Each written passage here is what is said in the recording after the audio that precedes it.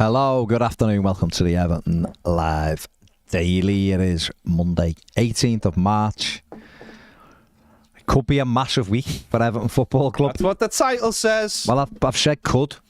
I've caveated it with could. We're expecting to hear what Nottingham Forest have been slapped with today in terms of points. We'll see how that goes.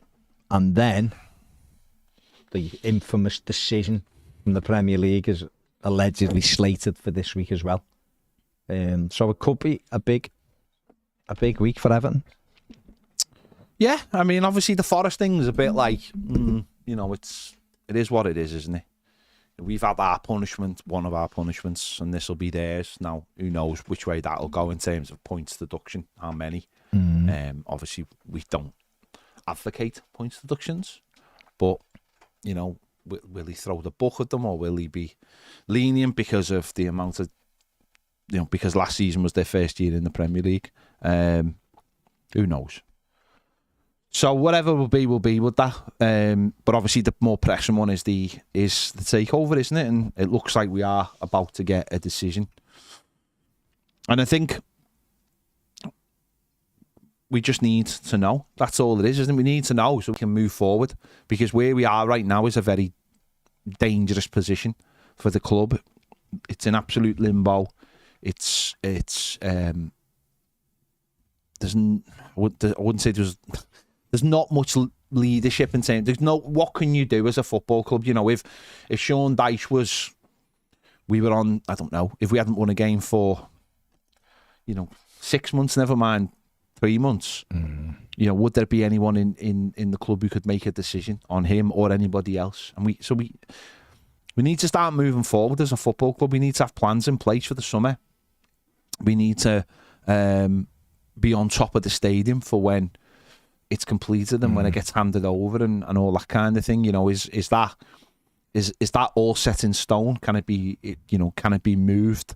What about the stadium name situation? Financially, does that need someone to come in and ratify that, or could these be ratified people at the club? But then if someone does take over, is that going to stand?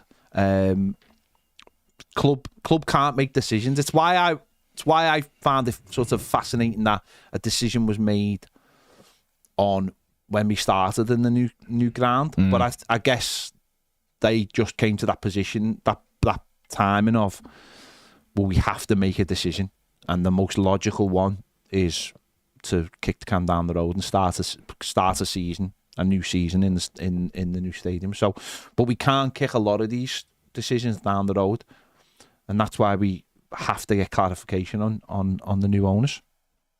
Yeah, we just need it. We just need it all.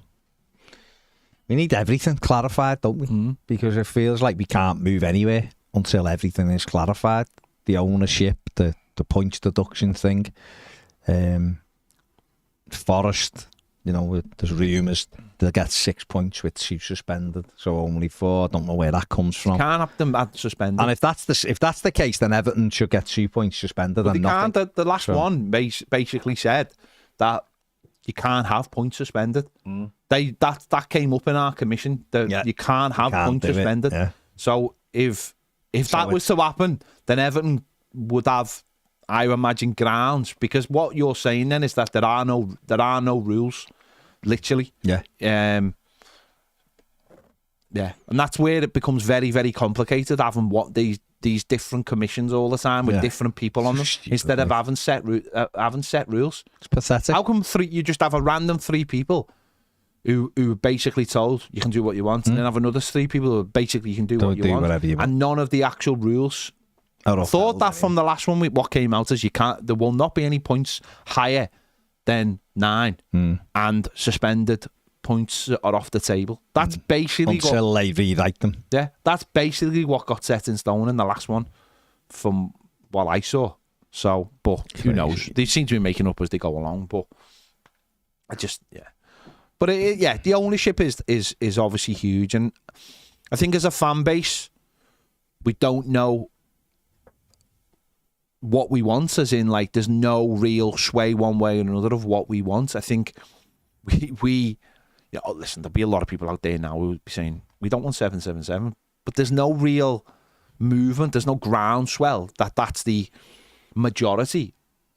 Because everyone has just got their own opinions on them, and we've been pushed to a point now where, certainly because of the current owner, it's like, well, surely they can't be any worse. I mean, I know that's not a great starting point, but there is a lot of that as well. And I think for a lot of people are just like, we need to just get on with this now, and you know, it's a huge thing, and it shouldn't be a case of beggars can't be choosers. But I just think a lot of people are just like, can we just have a decision, please? And then we can start finding out which way it's going to go. And if it is 777, hopefully they've learned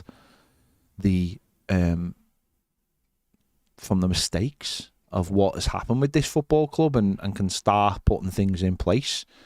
We don't know. We all thought the last fella was going to be amazing because he had money, and he made a complete balls up of it. Now these clearly don't have the money that of a billionaire, but who's to say they can't set the club in the right direction, and then maybe someone else will come in the not too near future and take that on, because they don't want to take over now because of the complications that are being left by Macheri. So we just need a decision, and it's dragged on far too long, and it's got really, really boring. I never thought I'd say this after the past 2 seasons, but this has been the worst season that I can ever remember as an Evertonian. Yeah. Because the points deductions, because of the appeals, because of this ownership thing dragging on. Football's terrible. We don't win games of footy. When you clunk it all together, I literally said in the summer when we done our pre-season preview, for the season, can we just have a season where everything's quite calm, just get on with it, and if it's mid-table, 11 to 14, so be it. Sound, I'm happy with that. And yeah, this has been worse again, and I just keep wondering how does it get bad? I genuinely, right, I think this weekend has been a prime example of what it's like being an Evertonian at the moment, is that you feel like you have a great weekend because Everton are not there to ruin it. And I'm not taking the piss when I say that. It's like, if Everton as a thing, as an idea, is great. Yeah. Us all being together and all being one. And it's just the actual football club that ruin it. Do you know what I mean?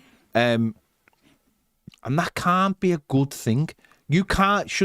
Football fans shouldn't be saying, we've got 3 weeks off from watching our team. I seen Paul Machin put a tweet out yesterday going, I'm so excited for this game today, Manchester United versus Liverpool, in a game that could fall horribly for them. The worst thing could happen, losing the last minute in extra time against the team that everyone thinks you should be beating. Doesn't get worse than that. But in their head, they're like, can't wait for this, bring it on, we're going to beat them, blah, blah. And watching football over the weekend, there's such a, watching the Coventry game, oh my God, there was such a joy in watching that.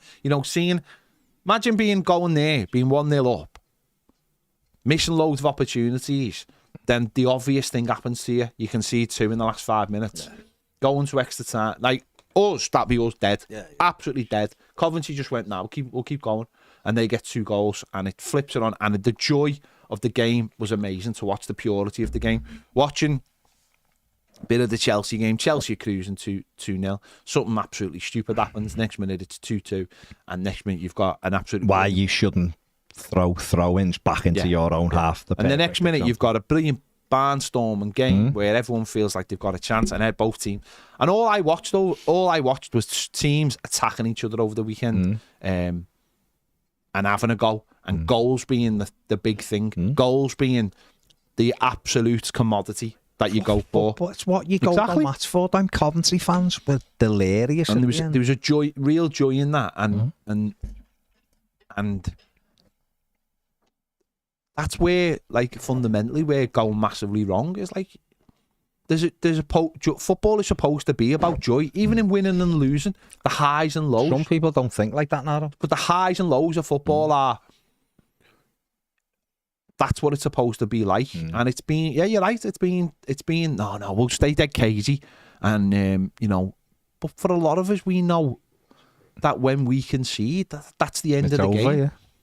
So something has to change. You are right. I'm like, and it's not a case of like it's the worst season because I'm so nonplussed about it now. Like, just jaded. People got no, but it's like you think the worst things are happening. I'm like the Forest game on Saturday, prime example. A couple of seasons ago, or last season, I'd have been like looking at that, checking my phone every 2 minutes, been dead nervous about the game. I wasn't arsed. I just watched it and I was dead calm watching it. I was just like, I wasn't even. I didn't watch it or anything. I just didn't do anything. I watched it. Went out. It was 1-0. Thought, Forest looked more likely to get a second, even though Luton were trying to, they did the post and all that. And then you see the ending, you're like, yeah, it's round. That they've equalised. That's good. Brentford lost. That's good. But it does wear you down, and people, I've watched about 5 MLS games over the weekend with teams just flying forward, and it's like, this is footy. Yeah. This was what it was supposed to be. Like, it isn't supposed to be our strengths keeping it 0-0 and scoring off a corner. If people like that, fine, but that's not what I like. No. I like to see my team attack, not about 900 passes and some of that. And to be honest, I'm not like looking at the circumstance of like what we are right now or who the manager is, by the way. General. But I'm talking in general, like the purity of football. There was a purity over the weekend of watching, and that's not always the reality of any football team, by the way. But there was like a joy in the weekend of the football because it was FA Cup quarter-final weekend, and it was. Teams went for it. Teams went Look at that game yesterday, 4-3. Everybody went for it over the weekend, and that feels like out of kilter with what we watch week in and week out. And I'm saying I'm not sitting here talking about like Sean Dyche as such. I'm talking about just the situation we've brought. Seen a little thing over the week. I think Frank Lampard did a podcast with Joe, I think.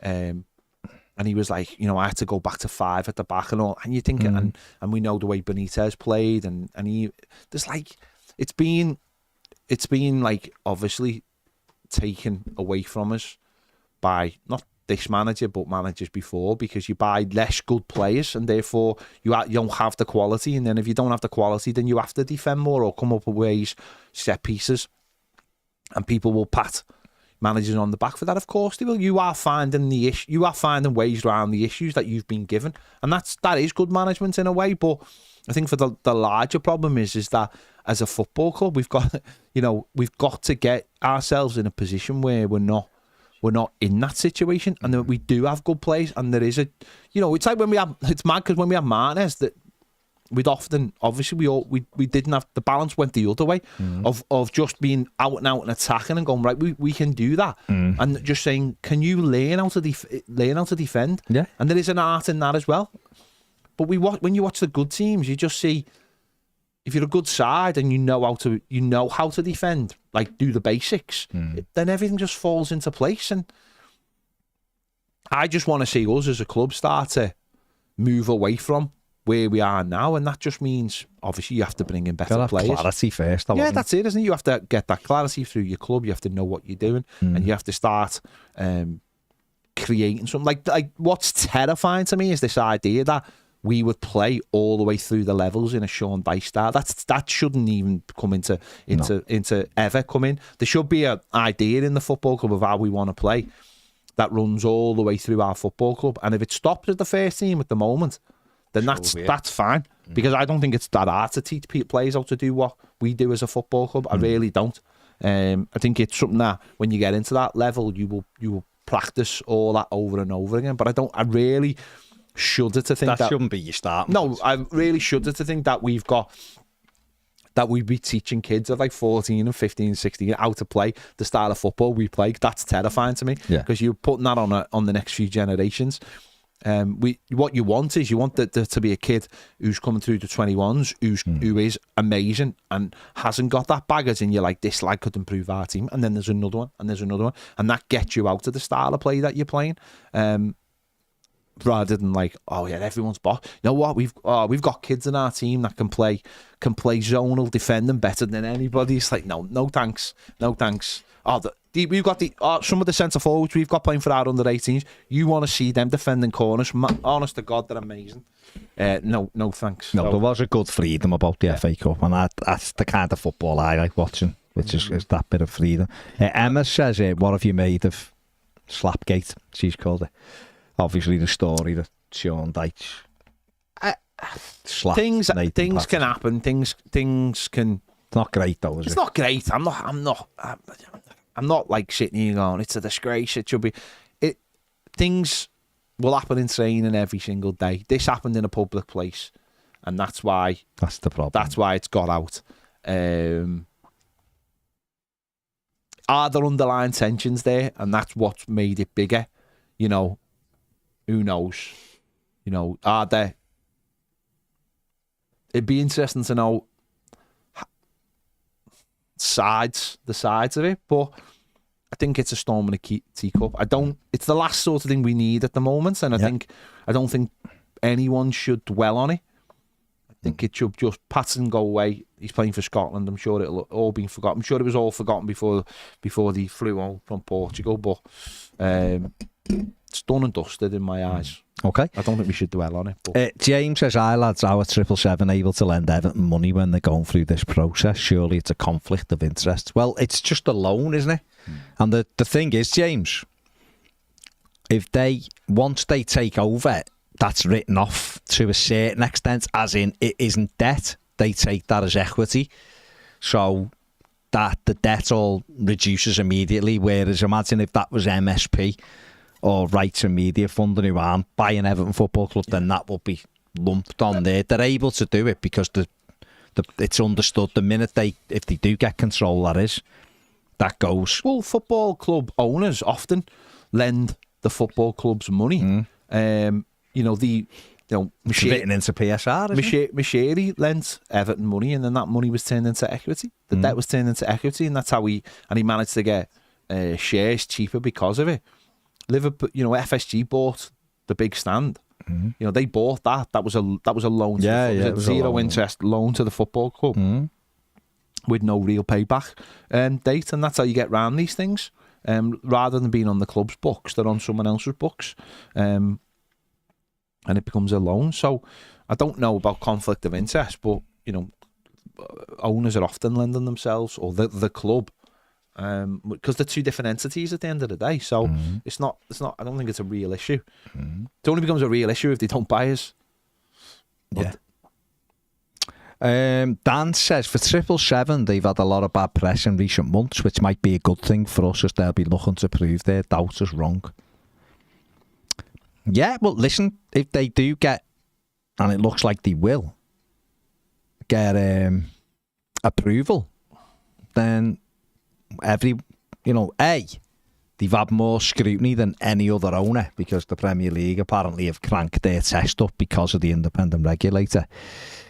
And B, Evertonians ain't going to let them off with stuff. They're going to be right on them immediately, so they better be prepared for what they're walking into. Do we believe that they are prepared for what they're walking into?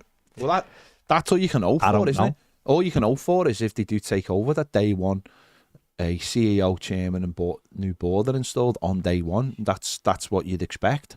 And there is lots of movement very, very quickly.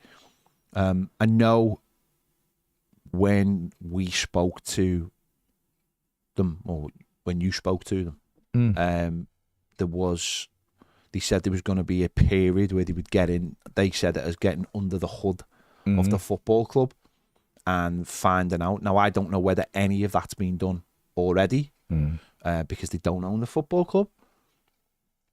But that was one of the things he said. They would get under the hood of the football club and find out where they could improve, cut, use some of their central... Because 777 obviously have a central way of doing things. And if anyone's read up, some of the other football clubs, some parts of their football clubs have been taken over by... things like ticketing and things like that. And I'm not saying that's going to happen to us, but where there are crossovers of football clubs, Do you need every football club having their own department, or someone who can liaise with a bigger thing? And would we become the central hub for that, with us being the top of the pyramid? Do you need every single football club having X amount of staff doing a job where you can have a centralised thing where you can look after that for you? And as I said, people can liaise in with that. All these things need to be dealt with, but as I said, we won't know if that's part of that's already been done, or part of that will take a little bit of time. But things like a new board, obviously that's going to have to happen straight away. Mashiri's on our board, and there are Mashiri people on the board. They will all have to be cleared out, because Mashiri won't be at the football club in that remit. So that's going to have to be sorted out. CEO we've got a temporary CEO, Colin Chong. He has to be go back to doing his day job and getting someone in who can move us forward. And obviously we don't have a chairman either. So those things have to happen straight away, so you can get a grip on the football club straight away. Definitely. Joel Wanderlust both say well done on a half marathon. Thank you. Emma says I could have done with Everton as a welcome distraction from life the last few weeks. Luckily I had fancy hands to keep me going. Thanks, lads. Hope you're all right, Emma, with what's going on. Mr. Ice Cold Andy says the uncertainty is just horrifying, and I fear it's a catch-22 situation. Whatever decision is made, at 777 are approved, we've got shady owners, and if we don't, the financial implications are huge. Well, it's the great unknown of I think that's what scared a lot of people. A lot of people is the great unknown of what happens if 777 doesn't take over. It is pure unknown territory, because, of course, Farrag Mashiri would still own Everton Football Club. But, I mean, look what he's done with that in the last couple of years. I mean, it's really hard from sort of the summer onwards to paint any picture of what has been going on at the football club, because it's been completely in limbo. But obviously before that, you go back to last season, and what an absolute mess this football club was under that board, under that chairman, under this owner. The football club was it was a disaster. It was fighting with its own fans. It was making accusations against people, which obviously we all took very personally, because it did feel like when said accusation was made, that it was almost like, at all of yous. You're endangering us. We can't come to games anymore, and this is the reason. And it felt like a sweeping statement about all of us. And I think that's why everyone took it so personally. It was like, you're basically saying we're all a danger because we don't want you to be here. So we all have to remember that, and it's that idea of, well, they've all gone now. Mashiri's still here, and what we'd go back to, the longer it drags on, then does that mean Mashiri's become obviously less interested? Would he wanna, if he had to come back, then he'd have to appoint a new board, he'd have to appoint a new CEO, he'd have to appoint a new chairman, and as well being the owner, it's for him that would be, at a football club that he's increasingly helped destroy, basically. And it's the great unknown. Unknown. And of course, with 777, there's a little bit more clarity in terms of who they are and what they're doing straight away. And that doesn't necessarily impress a lot of people. But it's also because a lot of these financial stories coming out, it's like, well, where's the money coming from? Because it's not really, we've started to get a picture of how they do business. And it's, a lot of people obviously don't like that as well. So there's a lot of unknown factors. Yeah, loads of unknown factors. Sadly, there's no alternative. That we know of, rather. If they are. Yeah, there's no one out there who's again, put their head out there and said, I'm prepared to buy into Everton. Tom says there any truth in the story in December that 777 highly rate Dyche and Thelwell. If so, that's worrying. Don't know, mate. What are they likely to say, though? They're gonna, they've got to get in and assess themselves, haven't they? Steve P says, was watching Leverkusen the other day, and they're literal proof what a good modern day coach can do. Obviously they have better players than us, but they're nowhere near as good before he took over, and are about to win the league without a single real world class player. Frimpong came from Celtic for 11 million. The same season we paid 12 million for Patterson. They've got Nathan Teller, who couldn't score to save his life for Southampton, and none of us would have had at Everton. He's improved every single player. Team hasn't cost them a lot of money. They're like a machine under him, and a perfect example of a modern day team. Watching the other teams play while we've had no games has just confirmed even more. I don't want this manager here next season, no matter what happens, because what's going on under him is not football. We truly do play a different sport. Fair enough, Steve. Yeah. Michael says, I was offered a job at PLHQ today. They must be crapping themselves. Security is doubled, and now they're trying to get CPOs. Well, because there's a Sky Caver has just apparently said Forest aren't getting any points deducted. Bainey says, did Dyche cross a line with Patterson? Depends how you look at it. That stuff should not... listen, it happens in training grounds up and down the country. It shouldn't happen out in public. Like, and you'd ask yourself, why are you slapping people? It's a bit of a weird thing to do. They might have all been bladdered. I don't know. It shouldn't be happening though, should it? But as he crossed the line, who knows? Bainey also says our new stadium is so made for Bill Gates. There's enough glass for it to be the Windows Stadium. Steelham says, afternoon chaps, never knew Dave Watson played in the same team as Big Joe Royle. Yeah, for Norwich 1981. Was on the big match revisited. He did. Mark says, great weekend of results and Everton didn't even play. No Everton drama this week. Please, it's been nice. Joe Mack says, I watched the Luton Forest game, quite calm too, lads, because you could have argued any result from the game would be decent for us. And for the FA Cup games over the weekend, it reminded me of the 5-4 against Spurs. Obviously, we couldn't experience it properly. Yeah, that was mad, that Spurs game on it, but I don't think it would have been like that if the crowd had been in there, though. But yeah. And James McKenna says, another term I'm sick of hearing, and I use it myself, is I take a point now. This is what the club has done to us since 2017, when we should be a top 6 side. Yeah, when you look at the money we've invested and the team we had when Mashiri come in, it shouldn't have been a big step for Everton to get into that top 6 and play in Europe every year, really. No, but we royally cocked it up, didn't we? Paul Robinson, don't I make you feel good? Says, congratulations on a half marathon, Ped. Cheers. I was going to enter myself, but yesterday's my 50th, which was enough of an excuse to take it easy and do the Goodison Stadium tour again with my sons after a lovely night in the Titanic overlooking the beautiful new stadium. Nice one. It's right, Paul. And Glenn says, McPartland, McPeter, only question. What part of the half marathon was the hardest? Was there a part where you needed to dig deep, or was it all plain sailing? No, there was lots of bit. No, the worst bit was actually the prom, because it went quite sunny down there, and I am like a vampire, aren't I? So once the heat hits me, no, but when the heat hits me, it's like it just alters the chemical balance of my brain. It really affects me when I run. So yeah, that was difficult because it's such a long stretch, and what's mad about the prom is you can never really see where it's like for a long, you go up and then there's like a turn and you can never really see a landmark like the Liver buildings. You don't really see the Liver buildings until you're upon it. Really, you're on it.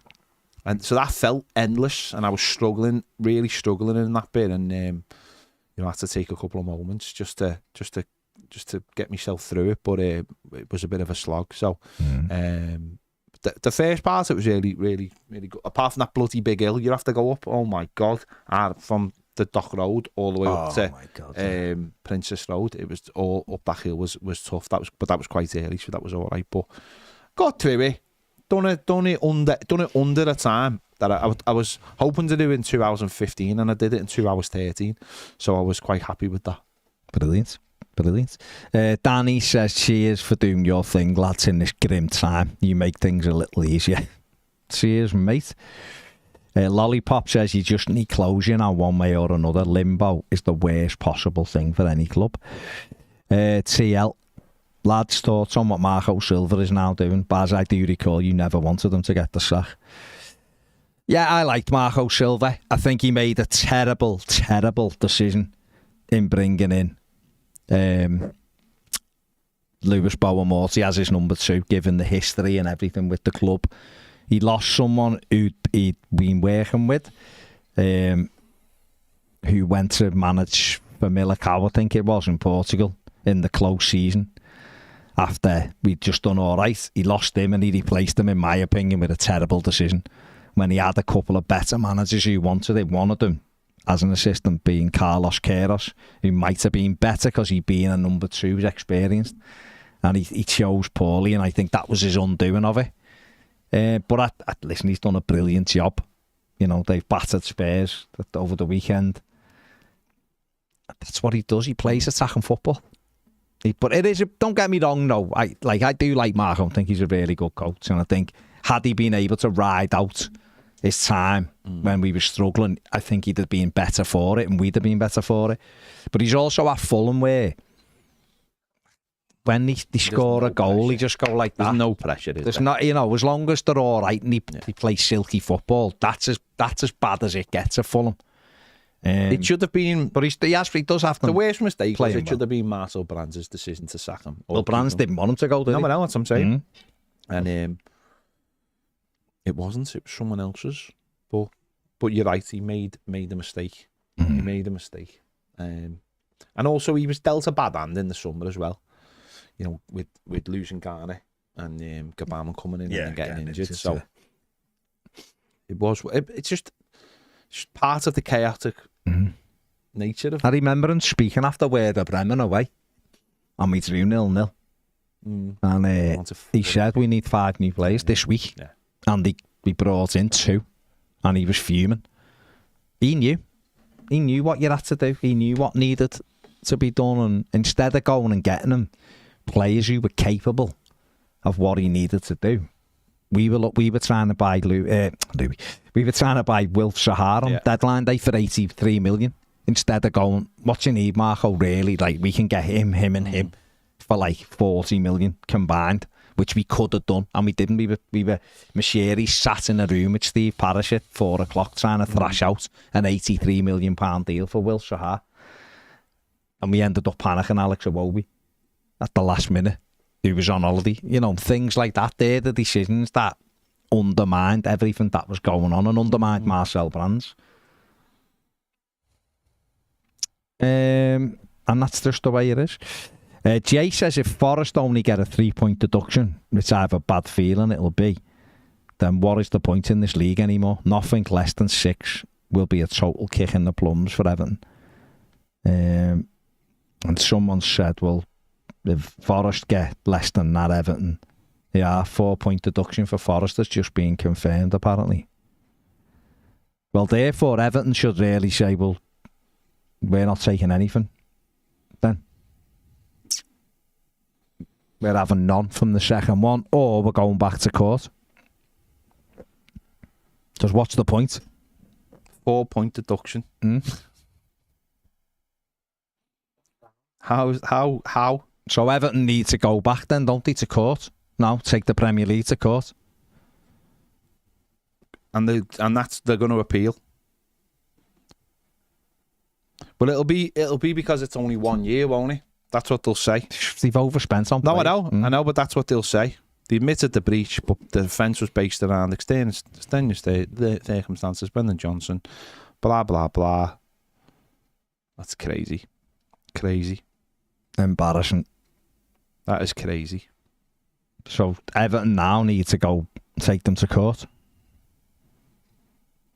Say they're not having anything to do with the commission and the court. Court awaits. Unless Everton are getting 0. But even that's a disgrace because Forest have thingied. So, anyway, what can you do? It seems as though crazy that. It seems as though Everton, the Premier League, seemingly want to relegate Everton. That's how it seems, quite clearly. That isn't real, but that's how it seems. Yeah. I don't know. Ken says he's watching Sky and there's nothing on Sky about 4 points. But this is from Will Unwin has reported this.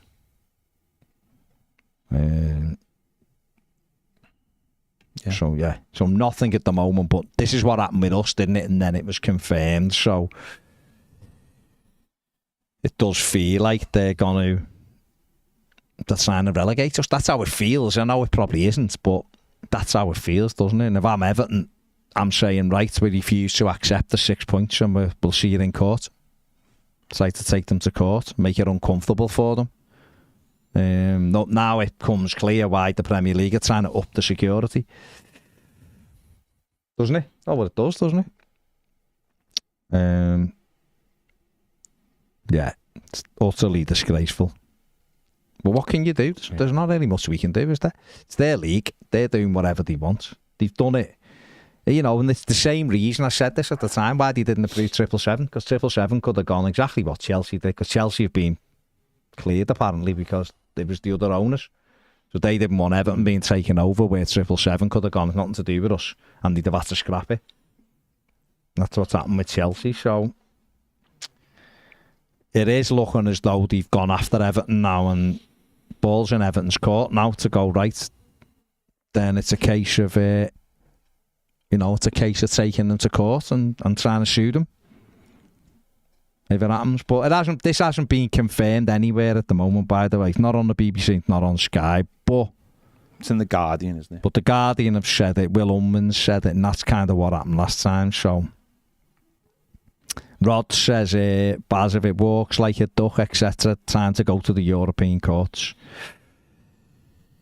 Mathew, I haven't had a shocking fella at all. I haven't had a shocking thing on Victor Gyökeres.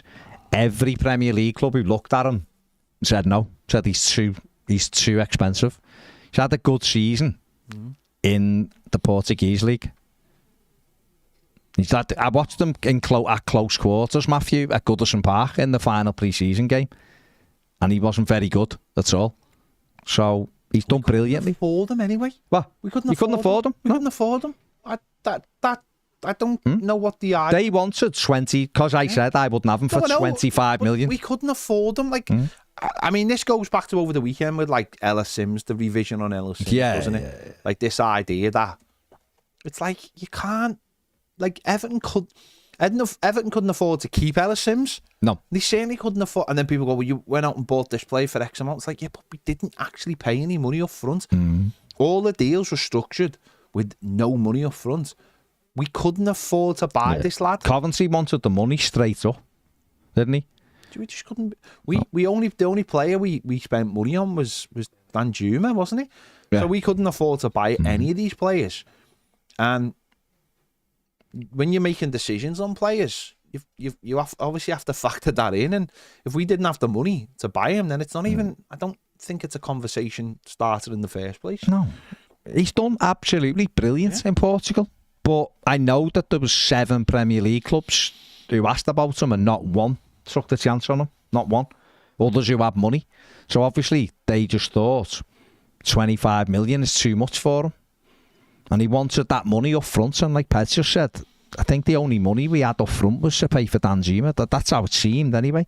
Would I have wanted him for 25 million? Well, look, if I'd known he was going to be able to score goals, then you say yeah, don't you? But at the time, I'm looking, thinking, we haven't got that money. Would I spend it on someone that nobody else who can hone in on data, watch him 8, 9, 10 times, and not one of those teams took the plunge on him? Then there's something telling you, isn't there? Is Portugal as good a league as the Premier League? Not a chance. He might have come, he might have got 8, 10 goals, he might have done, and he might have been good for us. I don't know. I was just asked at that. And that was my decision at the time for 25 million, no? It's the same with Ellis Sims. People, rewrite it. Ellis Sims is better than Dom, but he's not, is he? Quite clearly he's not. Because these people are backing Sean Dyche. Well, Sean Dyche looked at him training every day and played him about twice when we didn't have any strikers. he preferred Damari Gray, he was a winger, to Ellis Sims up front. So He's done brilliant. I watched Ellis yesterday, but on Saturday, first goal just hit him. Took his second goal well, and he played well and made up for him. Glad he's doing well. But some Coventry fans and the kid at the end, Hadji Wright, who done the interview with him, was like, neither of us had a good start to our Coventry career. Yeah. But the manager's done brilliantly, so... It's only been the last few games that Ellis Sims has actually started scoring goals. He's flying right now. Gavin, okay, if you think he is, that's fine. No problem, mate. That's fine. I'm not going to get into it. In my opinion, Dominic Calvert-Lewin is better than Ellis Sims. Of course he is. No, Gavin thinks he isn't, but that's fine. No, I've got no problem. I'm sorry, but you're just wrong. Sorry, you are just wrong. Otherwise, we would have kept Ellis Sims and sold Dominic Calvert-Lewin. It's like when I'm made up. He's scoring. Absolutely made up. It's like when people were saying we should go out and buy Paul Mullen. He's not even scoring in League Two. No, he's not though. He haven't barely. Wrexham can't score goals. He's at in the moment. Double figures though, isn't he? It's League Two. I know. It's about the level you're playing at. That's what we can all get excited when we see he's got 15 and 30. He's got 1 and 2. He's in League Two. No, I'm just saying. I'm not saying he could do it for Everton, am I? I'm just saying he has scored. But you're absolutely right, though. It's like, you know, we had to sell Ellis Sims anyway. They didn't really want to sell. Tom Cannon out of 2. They weren't bothered about Ellis Sims. That's all the coaching staff. Kevin Thelwell. They weren't bothered about Ellis Sims. They didn't really want to sell Tom Cannon. He was the one who wanted to keep up PSR. The money. The money is there. Yeah. Gavin says 22 games, no goals for Dom. That's why we should have sold him. But the other thing is, no one bid for Dom either, did they? That's the thing. You've got to look at the whole thing. It's not the thing. If you shit everybody down, it's easy to go, well, it's like this thing with 777. People are going, we don't want them. Well, who do you want? Because there's nobody else. It's not as if, as far as I'm aware, and I don't know much about this Mashiri, because who would know? But I don't think Mashiri has sat at the table and he had like the Kuwaiti state with 400 billion to spend. Mark Cuban, who's amazing at doing whatever. This other billionaire in America with 40 billion to spend on the team. And he went, not having any of you, I'm going to 777. I don't believe that happened. So therefore, that's the thing, isn't it? If Everton had the money, if Kevin Thelwell had a big pot of money, he might have bought Gyökeres, or he might have kept Tom Cannon, or he might have kept Ellis Sims and gone, we're going to have another year trying to develop him. The reality is, we got to the summer, it's like Iwobi. The manager literally said he didn't want to sell Iwobi. Yeah. And he said he didn't really want to sell Damari Gray unless he could bring someone in. So you can't back Sean Dyche on one hand and then go, they sold him. That's where we were at the time. That's all it is, isn't it?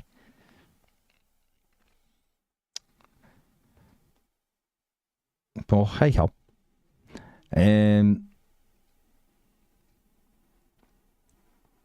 The Blues says, remember some of our fans were saying, sell Onana for whatever we can and bring in Calvin Phillips.